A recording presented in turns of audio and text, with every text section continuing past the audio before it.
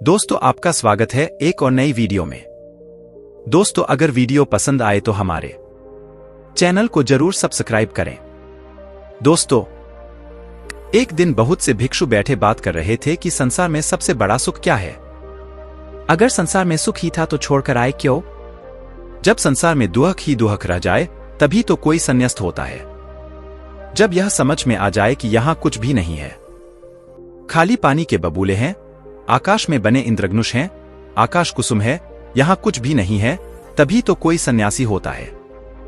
सन्यास का अर्थ ही है संसार व्यर्थ हो गया है जानकर, अनुभव से, अपने ही साक्षात्कार से।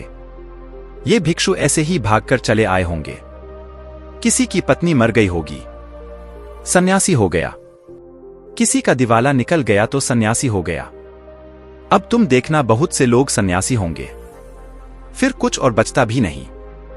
तब बुद्ध भगवान अचानक आ गए। पीछे खड़े होकर उन्होंने भिक्षुओं की बातें सुनी, चौंके।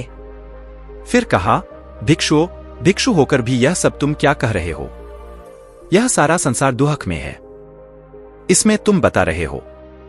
कोई कह रहा है राज्य सुख, कोई कहता है काम सुख दुख में है, इसमें तुम बता रहे हो। कोई कह रहा भोजन सुख, स्वाद सुख, यह सब तुम जो कह रहे हो क्या कह रहे हो?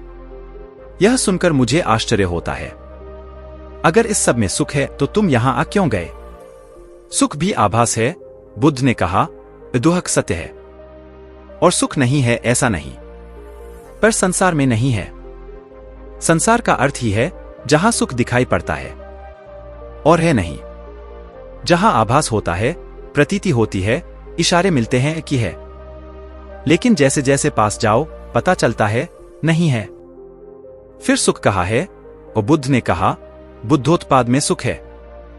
तुम्हारे भीतर बुद्ध का जन्म हो जाए तो सुख है, तुम्हारे भीतर बुद्ध का अवतरण हो जाए तो सुख है। बुद्धोत्पाद, यह बड़ा अनूठा शब्द है।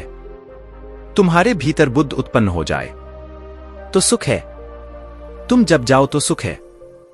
सोने में दुहक है, मूर्छा में दुहक है, जागने में सुख है। धर्म श्रवण सुख है, तो सबसे परम सुख तो है बुद्धोत्पाद, कि तुम्हारे भीतर बुद्धत्व पैदा हो जाए। अगर अभी यह नहीं हुआ तो नंबर 2 का सुख है, जिनका बुद्ध जाग गया उनकी बात सुनने में सुख है। धर्म श्रवण में सुख है, तो सुनो उनकी जो जाग गए हैं, जिन्हें कुछ दिखाई पड़ा है, गुनो उनकी। लेकिन उसी सुख पर रुक मत जाना। सुन सुनकर अगर रुक गए तो एक तरह का सुख तो मिलेगा, लेकिन यह भी बहुत दूर जाने वाला नहीं है। इसलिए बुद्ध ने कहा, असमाधि में सुख है, बुद्धोत्पाद में सुख है, यह तो परम व्याख्या हुई सुख की।